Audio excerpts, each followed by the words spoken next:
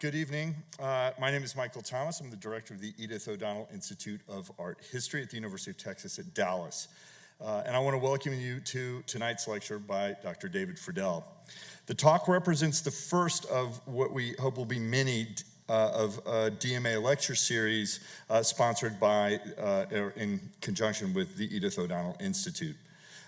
When I met with Michelle Rich to decide who we should invite to speak tonight, that discussion lasted about 30 seconds. The choice of David Freidel was an easy one for both of us. Michelle was, of course, a student of David's at SMU. As a graduate student, I was a rogue Romanist that David's longtime collaborator, the late Linda Schele, graciously adopted into her dynamic Mayanist community at UT Austin. I still own my tattered copy of Linda and David's book, The Forest of Kings, which served as my introduction to the ancient Maya.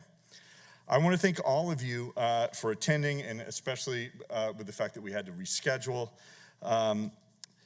It's very fitting that this lecture really celebrates the reinstallation of the Indigenous American Art Gallery here at the DMA. The original version of these galleries opened as part of the new Hammond Wing back in 1993. The idea to join the arts of the Americas into a unified exhibition spaces began with then DMA director, the late Richard Bertel, who, as many of you know, went on to become the founding director of the Edith O'Donnell Institute at UT Dallas. He was very proud of these galleries and was excited to hear that they were being reinstalled under the supervision of Michelle Rich, the Ellen and Harry Parker III Assistant Curator of Indigenous Art, Indigenous American Art, I apologize.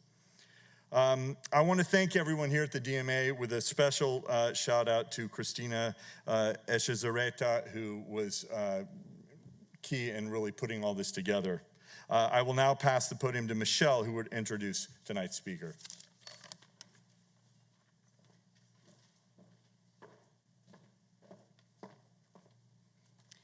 Thank you, Michael. Good evening, everyone. It's great to see so many faces out in the audience after our calamitous ice storm last week.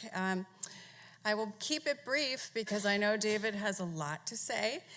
David Freidel is Professor of Anthropology Emeritus at Washington University in St. Louis and former Professor of Anthropology at Southern Methodist University. He received his BA magna cum laude and his PhD from Harvard University. He directed long-term research at several very well-known Maya sites, including Cerros in Belize, Yaxuna in Yucatan, Mexico, and 𝗪𝗪𝗀𝗀𝗀 in Guatemala. In graduate research programs throughout his career, he chaired committees for 31 students, so he has a lot of intellectual offspring. As Linda Schele observed at the time, publication of A Forest of Kings in 1990 was the most important contribution she and he would make to the field. Another of Schele and Freidel's books, 𝗪𝗂𝗪𝗀𝗄𝗏, published in 1993, remains a source in the study of Maya indigenous thought and practice. He continues to focus on these topics as represented in today's lecture on panel 6 from the Maya site of La Corona in Guatemala. We would like to thank the Edith O'Donnell Research Institute for Art History for generously co-sponsoring this lecture with the Dallas Museum of Art. And now, without further ado, let's extend a warm welcome for Dr. Freidel, who will be presenting to us his ideas on Queen Conjurers of the West, a masterwork in the Dallas Museum of Art.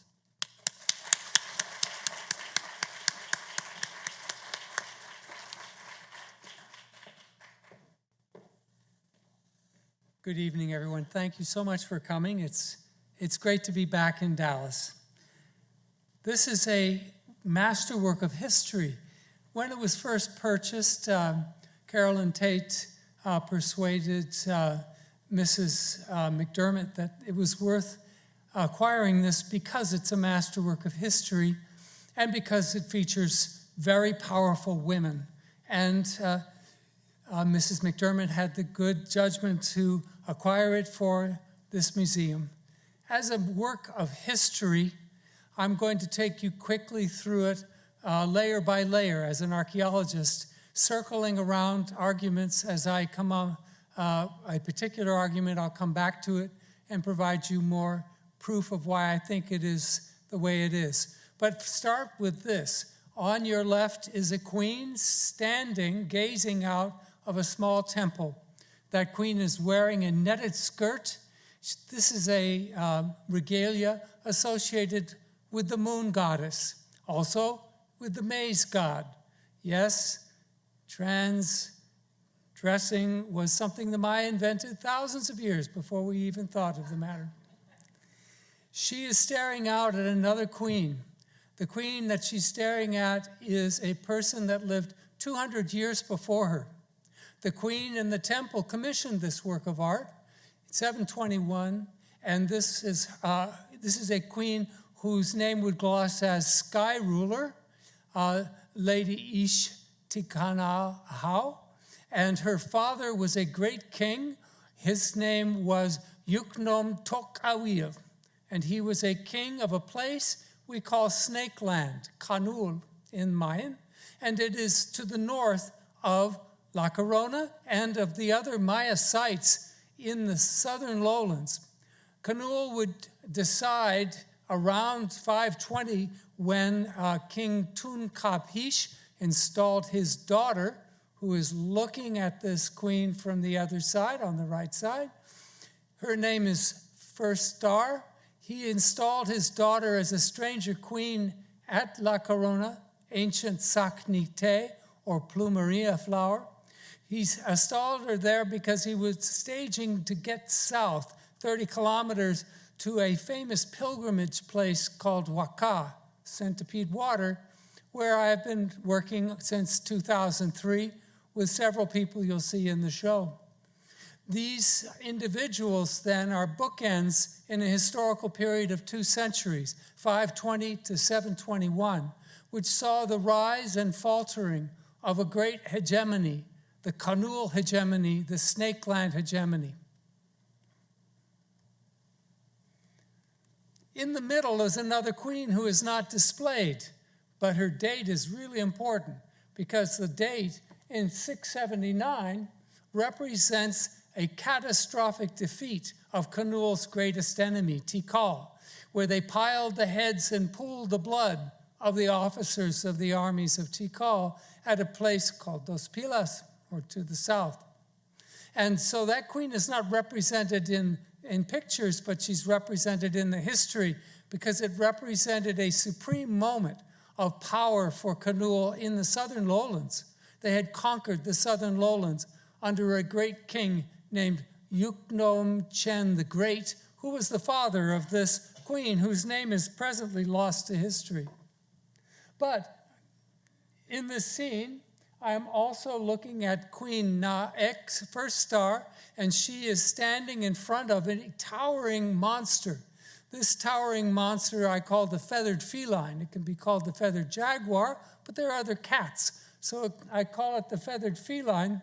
The feathered feline is coming actually out of her mirror, which is at her back. It's in the small of her back. She is a mirror conjurer, and she conjures this beast out of her mirror. The most important beast we know of to come out of the mirror is the feathered serpent, 𝗂𝘂𝗀𝗃, 𝗪𝗀𝗃, Wakanda forever. So go and see the show. This is an image of the feathered feline from 85 years earlier and 30 kilometers to the south at the site of El Peruhuacá, when this was discovered by Olivia Navarro-Farr in 2021 and 2022. As I said, the feathered serpent is everybody's model of coming out of this mirror. 𝗪𝗀𝗃, 𝗂𝘂𝗀𝗃 in Maya, the feathered serpent, comes out of mirrors at the site of Chichen Itza because that's what he's been doing all along from the very beginning, from 2,500 years earlier when the feathered serpent was coming out of Olmec places. But the feathered feline was really preferred by the Maya as the war beast conjured by the great stranger queens of 𝗂𝘂𝗀 and earlier from their mirrors. This one is coming out of a mirror in the Providence locality in Mexico. But here the queen is wearing her back mirror, and she's carrying a staff that has the feathered image on the top so that she could conjure out of the mirror. And before her, this is retrospective history, a great warrior of Teotihuacan named Fireborn, 𝗖𝗂𝘂𝗲𝗂𝗂𝗂, is also carrying this same feathered staff. These feathered staffs would be carried by people who conjured out of the feathered mirror. This is a world of great queens. We have 34 great queens and counting in the Maya world. These are 3 of them. Lady 𝗪𝗪𝗪, over here, it means the conjuress. Next to her is Lady 𝗂𝗂𝗪𝗂. I believe this is a stucco head from her temple, her fire shrine at 𝗂𝘂𝗲𝗂. And then Lady 𝗖𝗂𝘂𝗲, this is an image taken from one of her stelae. That stele was discovered by a woman archaeologist, Giselle Perez Lopez, and Olivia Navarro-Farr is the one who discovered Lady 𝗂𝗂𝗪𝗂 of 𝗂𝘂, particularly in her tomb, and Fanny Lopez Jimenez discovered Lady 𝗪𝗂𝗂𝗪𝗂 of Palenque.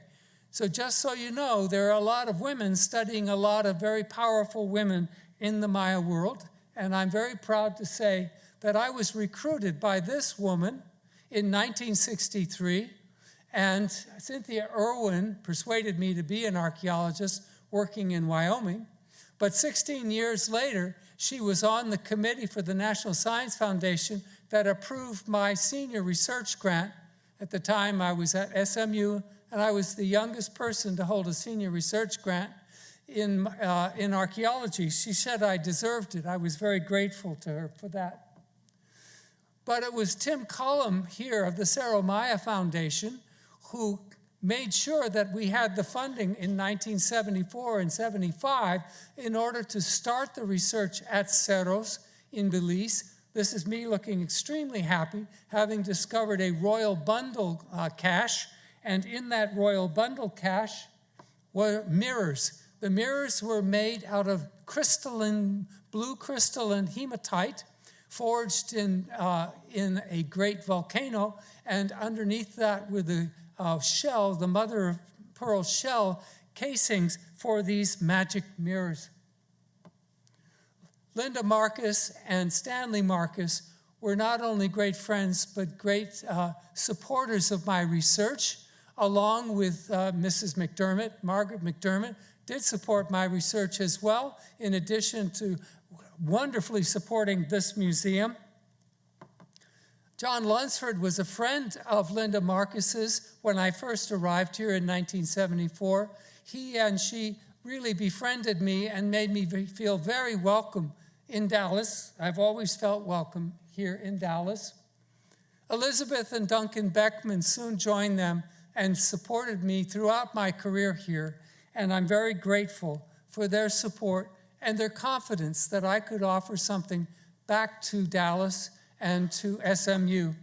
But Stanley Marcus was a true mentor to me, and I feel a protege of him. He was a wise counselor throughout my career here. I am mentor now to Michelle Rich and Olivia Navarro-Farr, and very proud of their work, not only here in the museum, but in the field at 𝗪𝗪𝗪𝗀𝗂𝗂𝗪. Michelle discovered this very important royal tomb at 𝗂𝗂𝗂𝗪 and studied it. In addition to other things, she found what is now a very famous set of figurines carrying out a ceremony. In this ceremony is an image that we take to be Princess 𝗂𝗂𝗪 when she first arrived at 𝗂𝗂𝗂 to marry the local king, 𝗪𝗂𝗪𝗀𝗀, second of his name. And she is carrying a battle shield that is actually a divining and conjuring plate. She had several of these. She also conjured out of her mirror this magic deer and an image of the resurrected maize god king. And there's another female here that I'm interested in. I think this personage might be the grandmother of 𝗂𝗂𝗪, who was also named 𝗂𝗂𝗪. So 𝗂𝗂𝗪's namesake perhaps represented here. That's a speculation, but we'll see how things go in the future. I'm very proud of Michelle's work here at the museum, and she has installed this magnificent Spirit Lodge show, which many of you saw. More than 65,000 people came to see this show, and it really is a remarkable testimony to her skills as a museum curator. She completed and published this important catalog, which you all should own, of the arts of the ancient Americas. Many of her writings are in this, as well as other important people. Olivia has worked at 𝗪𝗪𝘀𝗂𝗂𝗏 with me and afterwards since 2003. And she has been working at what we call the 𝗪𝗀𝗀 fire shrine. You'll see that the term 𝗪𝗀𝗀 means house of mirrors or house of revelation. It is the house of the feathered serpent conjuring mirror, if you will, and the feathered feline conjuring mirror. She's in the present issue of Archaeology magazine, featured talking about this great stranger queen, Lady 𝗂𝗂𝗪𝗂𝗏𝗂, along with her colleague Alex Tokovanin, talking about Lady 𝗂𝗂𝗪𝗀𝗀 of Sahal, or the modern term is Naranjo. She was also a stranger queen sent by Canul to rule. Lady 𝗂𝗂𝗪𝗀𝗀, which means Lady Sky Weaver, is shown here with her conjuring bowl, but also standing on top of a battle captive. She was a great warrior queen in the field, a general of armies, evidently, while 𝗂𝗂𝗪𝗀𝗀 was a conjuress and a sorcerer and very powerful, working here with her mirror bowl. She is standing upon the image of her mirror bowl in this slide. So the Maya had the feathered mirror already, long before Teotihuacan brought their feathered mirrors to this place. This particular mirror is in the wing of a great bird of prophecy, and it is shown with a shiny in the middle and black darts coming out of it. So these images of feathers and darts coming out of the mirror is something we'll see at Teotihuacan and in the Maya world subsequently. But I'm just pointing out that the Maya had this mirror. And late classic Maya kings were called divine sorcerers. We now have a term for that. And stranger queens at 𝗂𝗂𝗪𝗀𝗂 were conjurers and oracles, often with their husbands. Lady 𝗂𝗂𝗪𝗀𝗂𝗏 on this tomb shot is standing, for all intents and purposes, on the feathered butterfly, another being that comes out of the feathered mirror. Olivia and Griselda are studying her magic jar. The magic jar shows an old woman coming out with a paintbrush, coming out of a cloud that's also a shell. This is an image of grandparent or mom, and the paintbrush is because this contains cinnabar, red paint, that the queen would paint on her body, I think, in order to conjure. And of course, because it had mercury, she was intoxicated by this. Sarah Van Os, a student of Olivia's, has been studying the butterfly war god variant of the creature that comes out of the mirror for a very long time. And she is working at the site of 𝗪𝗪𝗀𝗂𝗂𝗏 with Olivia and with Keith Epic and others. Kent Riley, a dear friend and colleague of mine, also worked with collections here.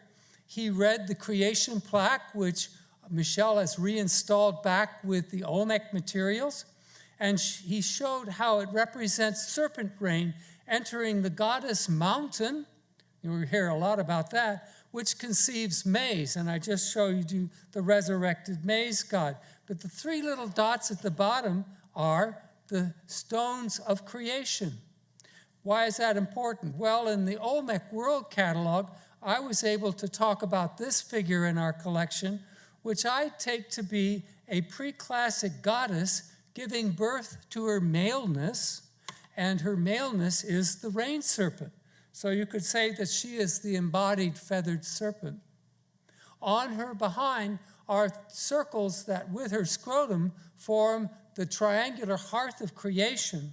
But these triangular dots, when you see them on this Olmec figure, which is now installed again in the exhibits, it shows three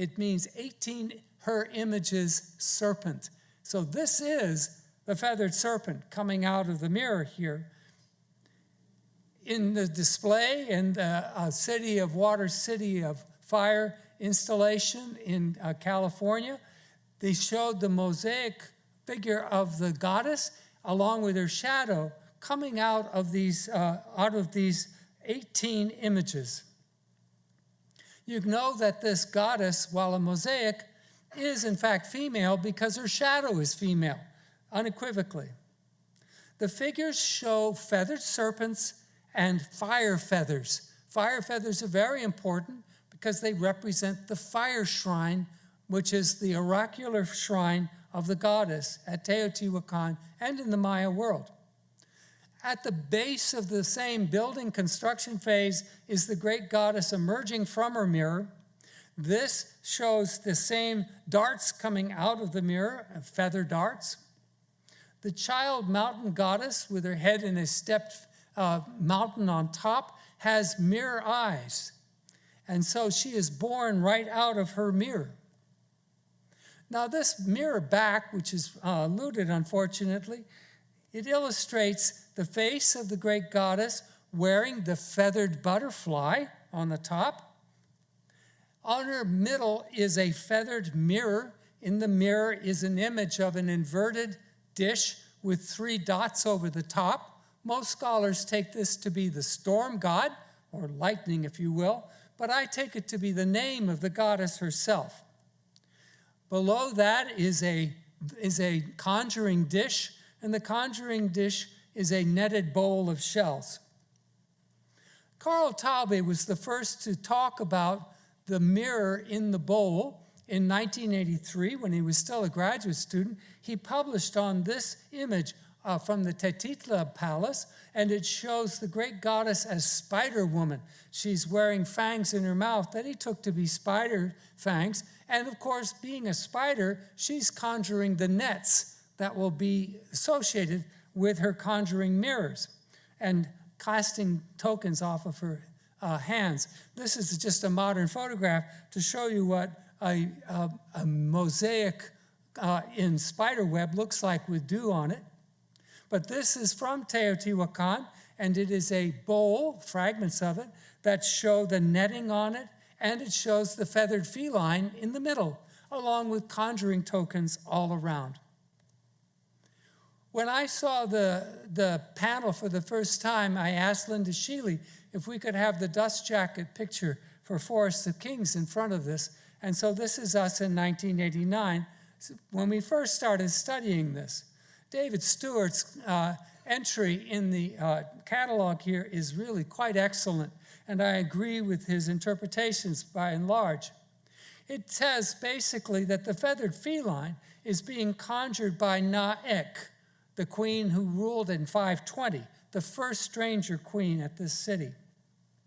The feathered feline at Teotihuacan is coming out of a mirror, an effigy mirror here. It's a very dramatic image from the Schele Palace.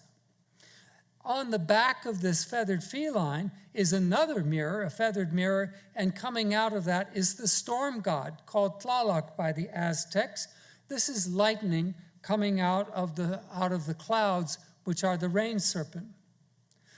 You have abstract art at Teotihuacan. This image is actually the goddess as the mirror with the oracle mouth and then feline claws embracing the middle of it, and then surrounding those are dots and bars which represent numbers. Dots represent 1, bars represent 5. These are calculating tokens. You could have the netted jaguar or netted feline come straight out of her body as she pronounced it. And there are many images of the feathered feline at Teotihuacan that show it was an important version of this deity coming out of the mirror. Here it is conch conjuring, it is blowing on a conch shell, but you also, of course, have very famous images of the feathered serpent. 𝗂𝘂𝗂𝗂𝗂𝗂𝗂 said, this is the feathered serpent coming out of the feathered mirror. This is to tell you that I'm not just making this up on the fly, I'm actually building on scholarship that most people would regard as settled. The feathered serpent as rainbringer is beautifully represented in this mural. This is a nurturing and sustaining kind of deity, not just a war deity. And lightning, of course, would come out of this, which is part of the war process.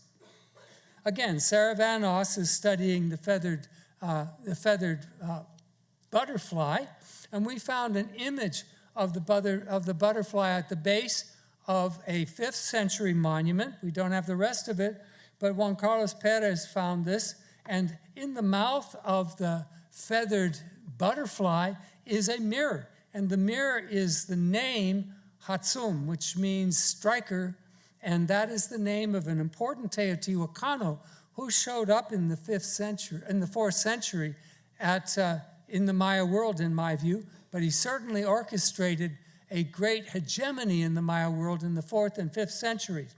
Keith Epic painted this beautiful version of this important unprovenance vessel, which is a royal gift from a king of 𝗂𝘂𝗲𝗄 named 𝗂𝘂𝗲𝗂𝗂𝗂.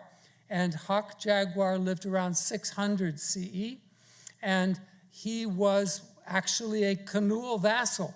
So even after Khnule eventually conquered 𝗂𝘂𝗲, which it did after 520, when Queen Nayak showed at La Corona, they still were places for the conjuring of the feathered mirror. And the feathered mirror was used by many other people. So at Yaxchilan, Queen 𝗂𝘂𝗄𝗃 embodies the Wintena, or the House of Revelation here, and she conjures a feathered centipede. It's another insect coming out of it. So these buildings, Wintena could mean to appear, to be seen. Mark Zender adds reflection, representation. House of Mirrors is how I think of it. Now, Stele 51 is a major discovery made by Olivier Navarro in 2021 and 22. And the personage, the king on that, is wearing this feathered feline, as I talked about. And in my view, this person is being born out of the feather netted mirror of Fireborn himself, 𝗖𝘂𝘂𝗃, who came to this city in 378 AD, January of 378. So these people in 435 are remembering that 𝗖𝘂𝘂𝗃 came and brought a mirror with him, and so they're warriors of this feline. Mary Kate Kelly, the project epigrapher, is a very clear-minded and meticulous and sensible individual. She will present the text and final iconography on this particular subject. But I think that this idea of the oracle of the mirror was used by Khnule also, because a stucco relief of Khnule shows a feathered feline, you can see the outlines of it, a person carrying fire bundles of the fire shrine, and a netted bowl across his belly. The same kind of image is shown at 𝗂𝘂𝗃 in 470, and where 𝗖𝘂𝘂𝗃 is performing, and it is his monument, it says so on it, and he is carrying a wand that has striker owl on the top of it. He is wearing a bowl that has a feathered mirror with the owl in the middle of it too, and he's carrying a fire bundle. So 𝗪𝗪𝘀 and 𝗖𝘂𝘂𝗃 were very closely related. And there are other examples of the profile mirror bowl with vertical mirror in the Maya record at Kamanalhuyu and elsewhere. In the 5th century, the mirror bowl of 𝗖𝘂𝘂𝗃 is worn with fire flames coming out of the top of it, not just feathers on the side, but flame feathers in the middle. That's why I think it is birthing fire, which is his name, 𝗖𝘂𝘂𝗃. Another mirror was found at Tikal in the 1980s. It shows feline claws with casting tokens inside of a netted mirror. So why were Khnule stranger queens ruling at La Corona Saknikte? Well, in the early classic, there's a period called the New Order between 378 and 520, when rulers really affiliated with Teotihuacan. and they had the feathered mirror of the great goddess of Teotihuacan. Meanwhile, in the north, at 𝗂𝘂𝗪𝗂𝗂 was another place, a realm of the Snakeland people. Later, they would move to 𝗂𝘂𝗪𝗂𝗂𝗂.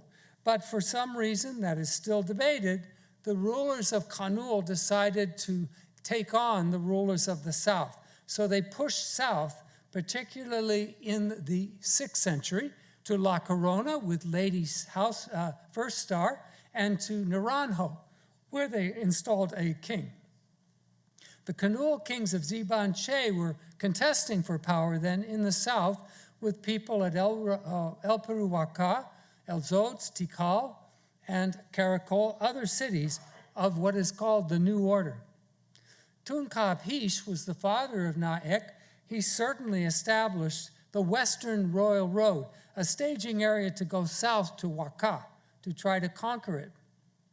𝗂𝘂𝗪𝗀𝗀 was definitely the early classic capital, 𝗂𝘂𝗪𝗀𝗀𝗃 the late classic capital.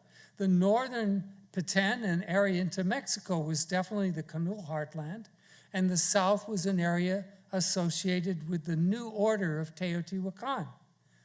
Over the period of the 5th and 6th and 7th centuries, the Kanul people established this road south, and using it, they conquered into the southern lowlands.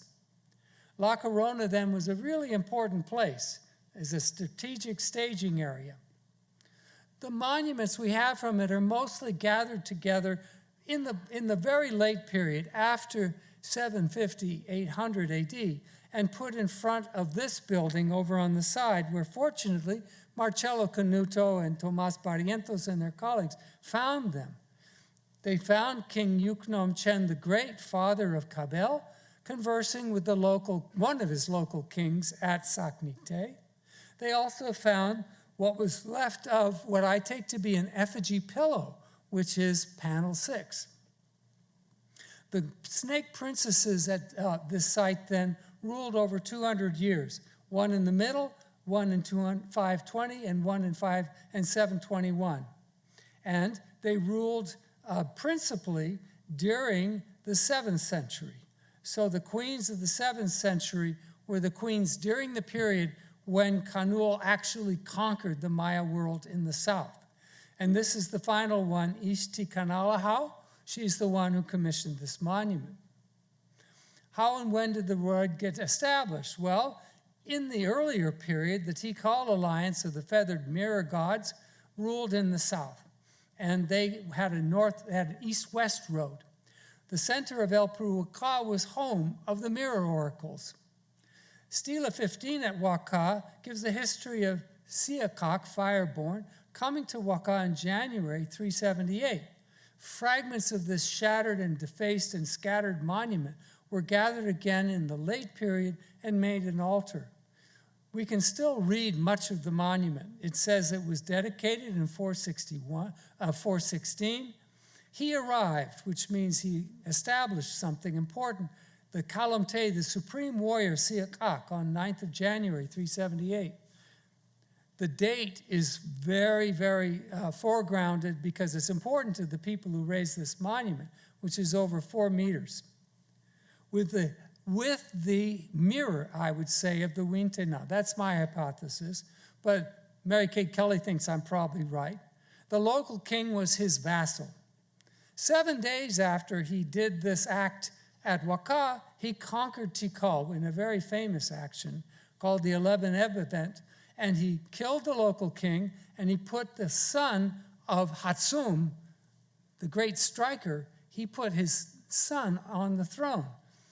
What the relationship is between Hatsum and 𝗖𝗂𝗃 remains unsettled yet. The feathered feline on the son of Hatsum's stele is shown here, and again, in retrospect, the son of that man, Yashrunain, showed his father wearing the feathered feline. So this deity was really important to them. Back to the mirror. This mirror can mean, huli can mean to arrive, bringing a God image. And that's, I think, what is represented here. The oval cartouche that's shown where this object is not a house, it has double markings of shininess in it. So this was Mary Kate Kelly's discovery, and I think she's right that this is in fact the feathered mirror being brought to the site. We know there are real mirrors in the period. A Costa Rican site produced this mirror, was sent into exile by somebody. It represents a Teotihuacan thing given by the king of 𝗂𝘂𝗲𝗂𝗁 to the king of 𝗪𝗀𝘀, which is on the route to Tikal during the period of the New Order Alliance.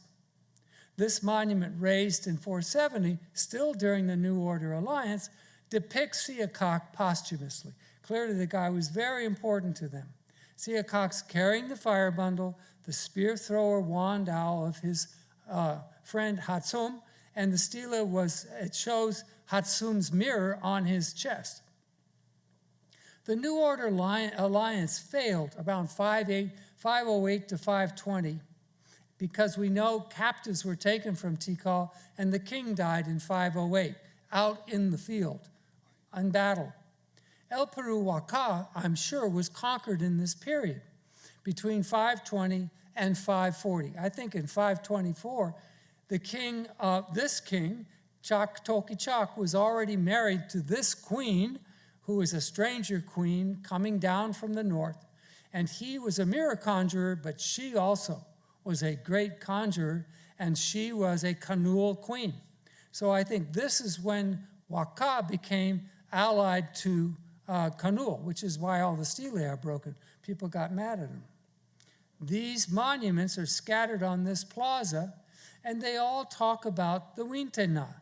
So it's very clear that the big temple on the far end of this plaza was the 𝗓𝗀𝗏 fire shrine. That's been our hypothesis pretty much all along. One of the broken monuments that Olivia documented next to the temple is this one. It shows a king whose titles are 𝗠𝘀𝗀𝗁, sky provider. He's standing on a fire mountain, and the text on the side of his leg talks about the 𝗓𝗀𝗏. So we know we have a 𝗓𝗀𝗏 here. In addition to looking at the outside of the monument, they've been tunneling inside the monument. So Olivia's been documenting all the fragments that later people built into their fire shrine in reverence of their past, but they're digging into the building as well. Over on one side is a monumental hearth in the final phase, and that tells you it's a fire shrine. It's the only real fire shrine in the entire Maya world. It's a real one. Cabell was buried, as Juan Carlos Perez and Olivia Navarro-Farr and Griselda discovered, inside of an earlier version, through the stairs of an earlier version of the 𝗓𝗀𝗏 that she would have used.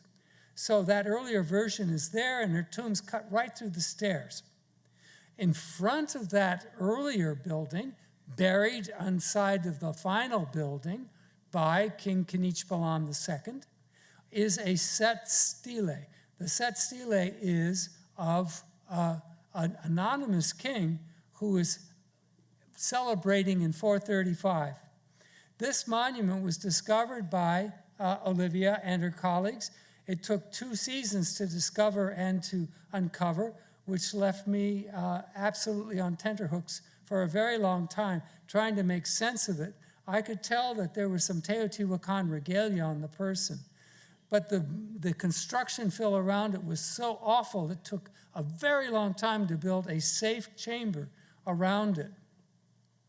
When they'd completed that safe chamber, Olivia and her students and colleagues could photograph this monument, and they created this image of the planted section of the stele, which shows a Teotihuacano carrying a feather wand in his right hand, a square shield in his left hand that has an owl on it.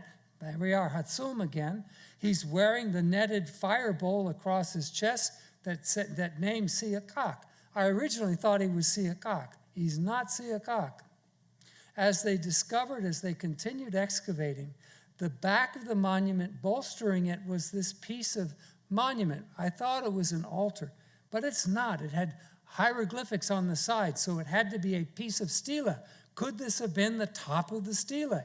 We recorded the area very carefully, removed the monument, and then cleared stucco off of the surface, revealing the top of the monument. Yeah, this was really cool.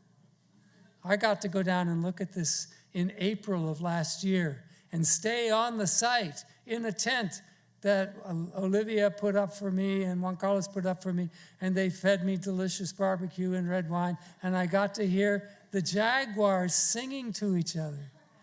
Because jaguars sing when they're amorous. Yeah, peak event of my life. So here's the stele, which will be presented next month at Portland in the Society for American Archaeology meetings, where you'll get to hear all about it. I'm not going to talk about what's on the monument, except to say that the monument is set in front of the Wintena, and we found the third level, the building that existed when 𝗖𝗂𝗲𝗃𝗁 lived, is still there. And down on that terrace, we haven't gotten to the temple, we're still on the platform, is a platform which is a throne bench. The throne bench was over a tomb. Mark Willis is shown photographing it through the hole that went down to the tomb. The tomb contained a single bundled ruler, a king, a male, and he had with him a jade mirror, concave mirror. There's his mirror, and that mirror, when Olivia turned it over, these are my photographs of her taking this out, she shows that it has the face of the ruler on the front of it. So the face of the ruler shows that it's a beautiful work of art, but also it has conch shells framing claws of the feline. So here's the feathered feline on this headdress, which otherwise says he is a ruler. It names him as a ruler. So conch shell trumpets were used to conjure the feathered serpent. You can see them on the feathered serpent pyramid, along with images of the spondylus shell, the cosmic womb. And a level of the moon pyramid bearing the one I showed you before is this tableau, and I think it's a conch trumpeter mirror oracle. There's the mirror with the darts that come with the mirror. There, behind the person representing the oracle, is his own conch shell. Below that is the seat on which he stands. And there are 4 conch shells in the corners. So I think this is a sacrificial tableau representing the mirror oracle at the site of Teotihuacan in the early classic period. Again, mirror oracles and feathered felines coming out of mirrors at Teotihuacan in the early classic. This is a feathered feline coming out of a mirror bowl at the site of Copan in the late classic, a site associated very strongly with the new order during that era. This is a king, 𝗂𝘂𝗪𝗀, who defeated Kanul in 692, and he is seated upon a special seat. He's carrying his wand that has mirrors all over it, and there's the feathered feline above him. There's an even larger image that is no longer in the lintel, but this image is demonstrating that he was using the feathered feline conjuring imagery, and in fact, he was buried with a mirror. At the site of Chichen, where I started at the beginning, this image here on the platform called the Venus platform shows the feathered feline, and the feathered feline is associated with Venus, and Venus is associated with the feathered serpent, 𝗂𝘂𝗲𝗃, because all of these guys are coming out of the feathered mirror, which is, in fact, the great goddess. So at the heart of matters is a feminine divine that is represented by the queens on panel 6 and on this masterwork of art that happens to be in the Cleveland Museum. But this art is also masterwork, and that is Lady Cabell standing upon her mirror bowl. But there were, in fact, mirror kings. 𝗪𝗪𝗪 was a mirror conjurer at 𝗂𝗂𝗲, but that's another story. Thanks very much.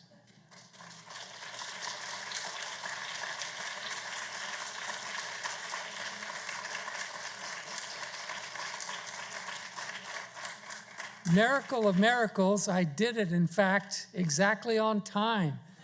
I normally don't do that, but I would be happy to open the floor to questions.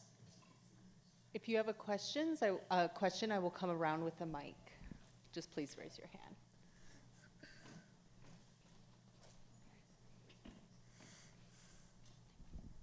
Hi, thank you so much. Great lecture. But this is just a clarifying question. When you're referencing Venus, are you referencing the planet Venus, I'm assuming, and not the Greco-Roman goddess? That is correct. Venus as a star, as a planet, very important to all Mesoamericans who were very astute observers. And so we know, particularly from the small number of very rare Maya books that survived the conquest era, that Venus was a very powerful and very important representation of war, a war deity. So other factors as well, but Venus was associated with warfare, and what I've been talking about, of course, are mostly war deities. There are other aspects to these gods, but their powers in warfare were especially important to them. So this does not have to do with Venus as represented in the Mediterranean world.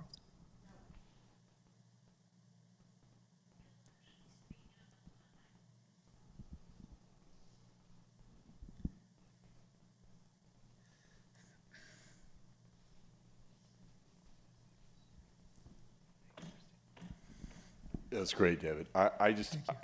This is a silly question maybe, but what is it with feathers? I mean, the feathers seem to make something special, obviously, but is that a divine trait, or is that, because we're taking things that we see in everyday life like felines and serpents and centipedes, and we're adding feathers to them. What does that change make? Well, first of all, the people of the Americas revere birds broadly, and feathers are, in Mesoamerica, they were the most precious material, more precious than anything in their world. And so they were very confused by Europeans that loved gold. This is sun excrement. What's with that stuff? No.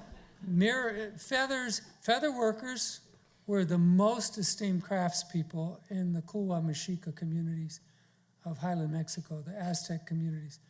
And if you've ever seen depictions of warriors from the Aztec military orders, they're decked in feathers. Feathers are the most important material, including on their battle shields, on their headdresses, everywhere. So the Mesoamericans broadly revered and prized feathers above all things. What we're seeing here, though, is the capacity of this extraordinary material, when it's shimmering and flashing in light, which it does, to demonstrate the animated power that is otherworldly, that is greater than the human beings that are dancing with such materials on them. So, you know, if you asked a Mesoamerican, they'd just laugh. They'd say, huh, you kidding? Of course. Feathers are the most important material. And the feathers that were most prized, sometimes were extremely rare. For the Maya, they had forests that had birds called the 𝗪𝗪𝘂𝗪𝗪𝗪 in Mayan, and they have long tail feathers, this long, that are iridescent green. And those were the most prized feathers. And they would use those feathers, starting in the 2,500 years ago and more, but they would create great panaches of those feathers to represent people as the resurrection of food, of maize, coming out of the ground. But the red feathers of the macaw were especially valuable to the people who were looking at these mirrors, because those are the color of the flames. The obsidian eccentrics I showed you are basically effigy macaw feathers. And they would bring macaws into Highland Mexico, all the way into the American Southwest. They were so prized. But in our country, the 𝗂𝘂𝗲 people had more macaws than anybody until they started being destroyed by poachers.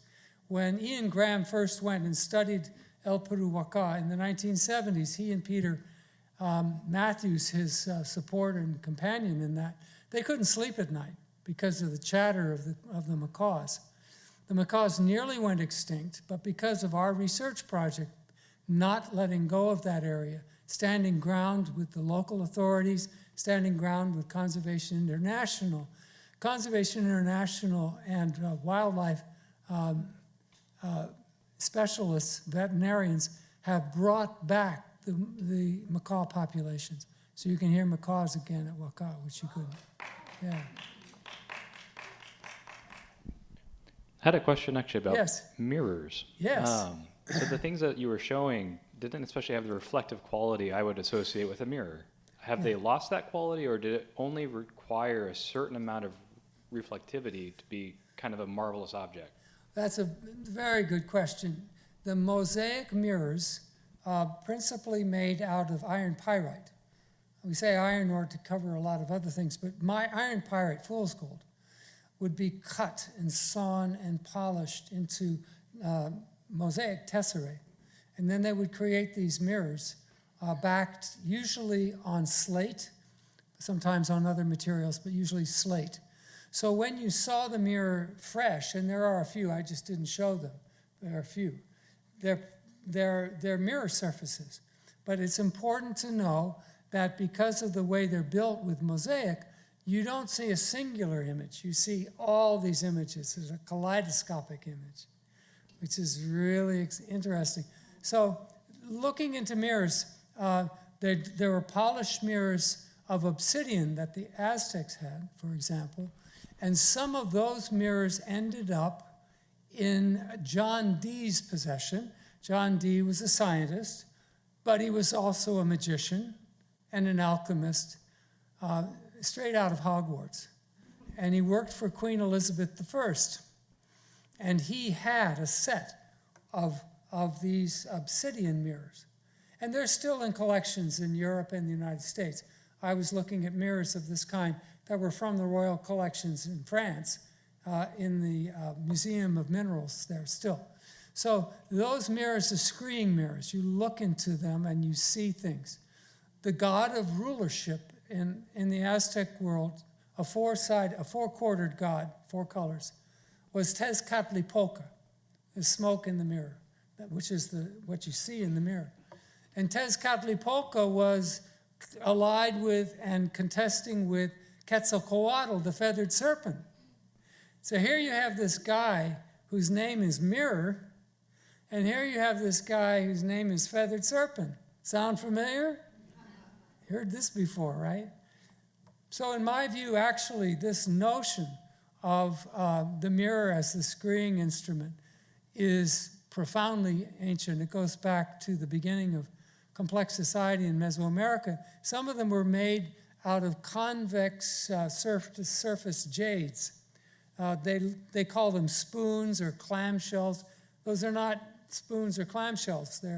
They're oracular devices. They're used for conjuring. That's the purpose of those items. But I didn't show any real mirrors, sorry. Next part, yes, Michael. The Maya harken back to the Olmec in so many ways. Did the matriarchy start there? Do you see the same sort of matriarchal power with the Olmec?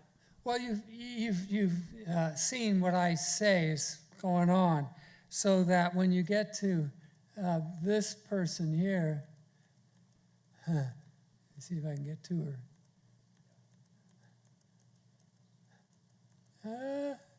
She's in here somewhere. No, my pastor. Anyway, the personage who is represented by the squatting, birthing figure in the collection here, which Michelle has not put on display. Michelle, you have to get this guy back up on screen. He's really important. Let me see if I can find him. Here he is, guy in the middle. He's only this big. I mean, I was wandering in the halls up here with Kent Riley and other people, and I saw this guy and said, whoa, wait a minute. This guy has a penis. Why is that unusual? Well, because many Mesoamerican figures from the Olmec era do not have any genitalia at all. If you look upstairs, you'll see that. So this one was really special. So I got him out of the case, and I looked at him closely, and I said, he's giving birth to his own maleness. I mean, that is not a kind of accidental thing. That is a vulva with a clitoris. I'm sorry, this is a rated R part of the show, but this person's giving birth to his maleness. So it's not a male. It is, in fact, a woman with a beard. It's a bearded lady giving birth to her maleness, which is also the image for raindrop in the same period, which is the Middle Preclassic, the period of the Olmec. So is he an Olmec figure? Well, I'm going to have Juan Carlos Melendez, my student who studies jade crafting, come to this place and take this figurine and see where it was made, because the way they make things in the Olmec heartland is not the way they make them in the Maya land. So we'll find out if he's Maya or if he's Olmec. I think he's Maya, but we don't know where he came from. And he represents the goddess giving birth, which is, of course, what the feathered mirror is all about, actually. In the last analysis, it's a birth aperture from the beginning to the end. And the first thing it gives birth to is maleness. And the maleness is the rain serpent, which is the feathered serpent, which is representative of the rain clouds, with its darts coming out as lightning coming out of its mouth in the front. Recognize that this is a thought experiment. This is not received wisdom. This is me. Yes, sir. Yes, ma'am. You talked about people conjuring magic or things out of the mirror. Who did that happen to everybody, or just kings, or how did that come about? Well, you've heard the term the West and the rest. The rest of the world that's not the West basically understands something really important, which is that our world is a living being, and everything in it is either potentially living and ready to talk to you, or is already alive, so you better be careful. We and the West, having chosen to divide the world into the material and the non-material, have basically decided that the non-material is derivative and the material is the source of everything. Don't get me wrong. I am a scientist and I believe in the science that we do. And I'm awestruck by the science that we can do. But I'm very much of the view that this dividing of the world into the inanimate material and the animate, which includes all this that was made by God, that kind of division is actually very dangerous.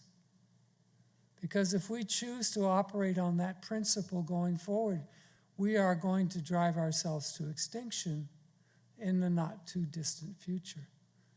Because really, if we don't collaborate with this planet, we will be erased from it, because life is a lot smarter than we are, been around for a lot longer than we have been. So generally speaking, the Mesoamericans and the Maya in particular take for granted that soul force is something, they call it that, among other things. It pervades everything. It's everywhere. So what I'm talking about is not by any means distinctive or esoteric to the people who lived in that world. They still live in that world. The people I know, they still scree with shining stones. They call them light stones.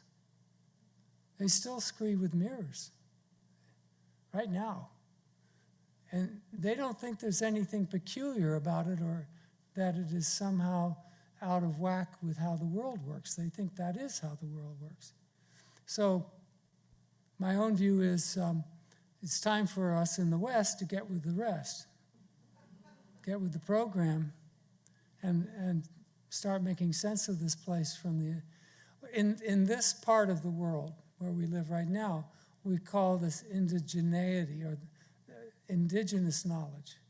Because if you ask anybody of indigenous heritage that knows anything here, they'll just say, yeah, what, okay. Where have you been? What are you doing?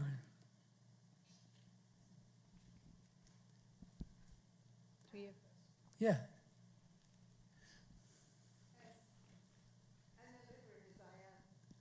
Most of what your presentation is, and it's wonderful. I want to ask you if you are going to share this with others in our country, in schools, campuses. I mean, I'd love to see that happen. Wouldn't you? Don't you think it should happen? We need to know what you're telling us tonight. Well, I am retired. That's no excuse. I'm sorry. That's no excuse. Well, I intend to teach. I mean, I will do exactly as you're describing, yes, I will do that. But a lot of people are doing it. I'm happy to say that my youngers and betters, a lot of people are talking about this way of thinking, not only about the Maya or the Mesoamericans or about the Aztec, but about all the peoples of this part of the world. They are doing this.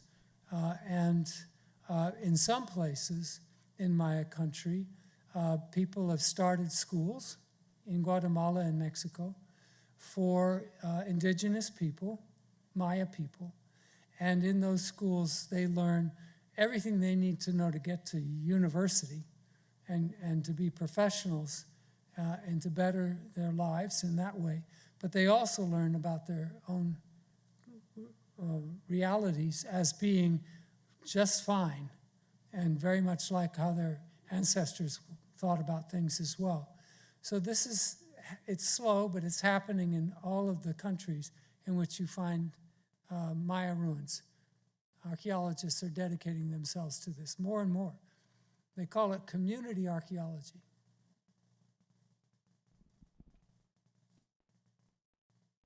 We have time for one more question if anybody would like to ask.